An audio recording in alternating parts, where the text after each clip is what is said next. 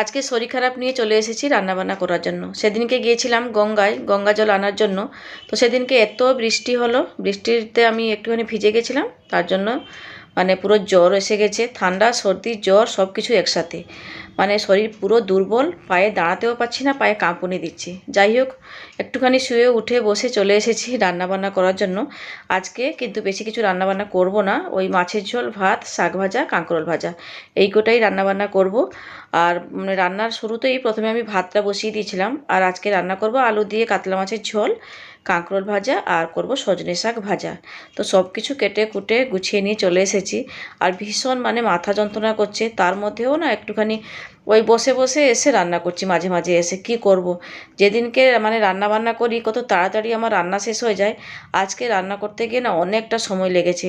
মানে ভালো লাগছে না, তো একটুখানি ওই মাছ ভাজাটা কড়াই বসিয়ে দিয়ে আবার গিয়ে বিছানায় শুয়ে পড়ছি, এই রকম অবস্থা হয়েছে। তাও আপনাদের সামনে হাসি মুখে আমি রান্না করছি। আর একটু হয়তো অসুবিধা হতে পারে, যেহেতু খুব সর্দি লেগেছে তো ভয়েসটা দিচ্ছি, একটু শুনতেও আপনাদের প্রবলেম হতে পারে। যাই হোক, একটুখানি মানিয়ে গুছিয়ে নেবেন। তো ওর বাবা সকালবেলা বাজারে গিয়ে একটুখানি মাছ আর সবজিপাতি কিছু এনে দিয়েছিল। যাই হোক, আজকে সেইগুলোই রান্নাবান্না করছি। আর সজনে শাকটা আমি এনেছিলাম সেদিনকে, ওই যে গঙ্গা জল আনতে গিয়েছিলাম, তো ফেরার সময় দেখলাম ওই মাসি বসেছিল সজনে শাক নিয়ে, আর খুব ভালো ছিল শাকগুলো।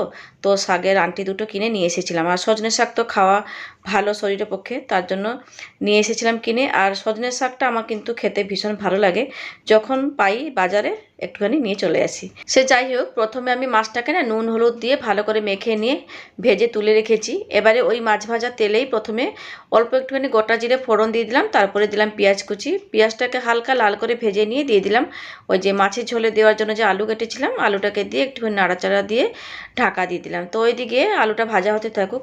তো সেই সময়ের মধ্যে না ওই মাছের ঝোলে দেওয়ার জন্য মশলাটা বেটে রেডি করে নেব। তার জন্য শিলটা ধুয়ে পাতিয়ে নিয়ে শিলে নিয়ে নিয়েছিলাম দুটো কাঁচা লঙ্কা, আদা, আর কয়েক কোয়া রসুন, আর অল্প একটুখানি জিরে।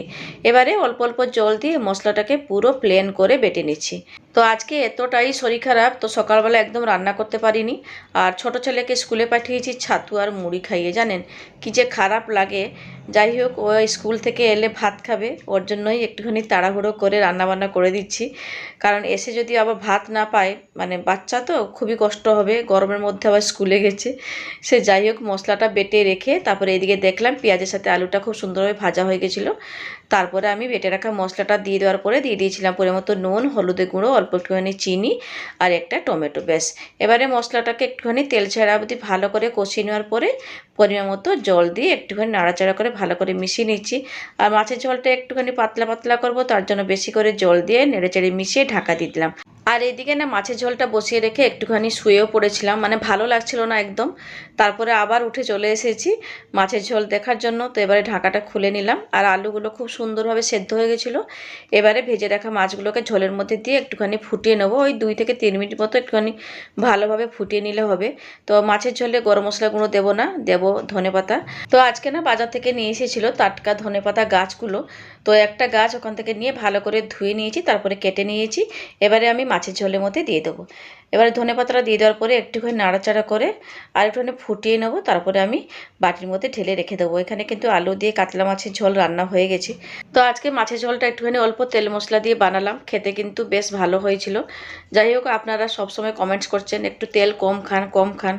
যাই হোক, তেল ছাড়া তো কোনো তরকারি মানে রান্না হয় না, যে তরকারিতে যেমন তেল দিলে স্বাদ আসে সেই রকম আমি তেল দিই। যাই হোক, ওইদিকে মাছের ঝোলটা নামিয়ে রেখে এদিকে চলে এলাম কাঁকরোলটা ভেজে নেওয়ার জন্য। তার জন্য এদিকে কড়াইতে মানে লোহার কড়াইতে সর্ষে তেল দিয়ে গরম করে নিয়েছিলাম। এবারে ওই কেটে রাখা কাঁকরোলগুলো দিয়ে দেওয়ার পরে পরিমাণ মতো নুন আর হলুদ গুঁড়োটা দিয়ে একটুখানি নাড়াচাড়া করে নিচ্ছি।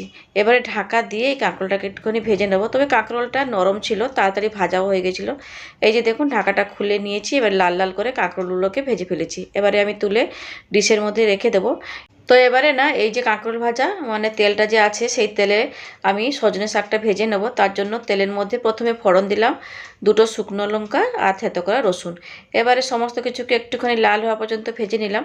আর রসুনটা থেকে যখন সুন্দর একটা গন্ধ বেরিয়ে এলো, তারপরে আমি দিয়ে দিলাম ওই ধুয়ে রাখা সজনে পাতাগুলোকে।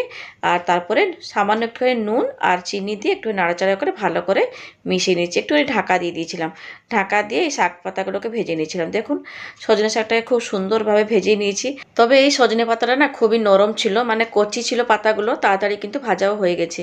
সে যাই হোক, দুপুরবেলা শরীর খারাপ নিয়েও রান্নাবান্না শেষ করলাম। এই যে হাঁড়িতে আছে গরম গরম ভাত, আর সাথে আলু দিয়ে কাতলা মাছের পুরো পাতলা করে ঝোল। কোনো কিছু আমি ওই কাশ্মীর লঙ্কার গুঁড়ো দিইনি, একটুখানি হালকা পাতলা হয়ে বানালাম।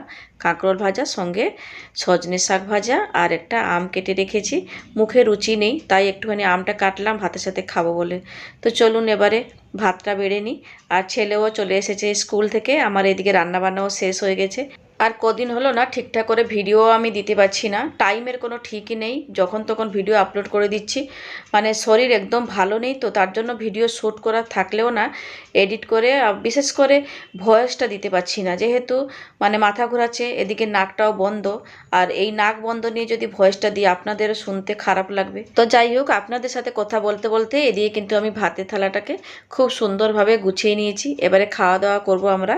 তো ভাতটা খেয়ে একটুখানি মেডিসিন খেয়ে রেস্ট নেব। তাহলে থাকলাম।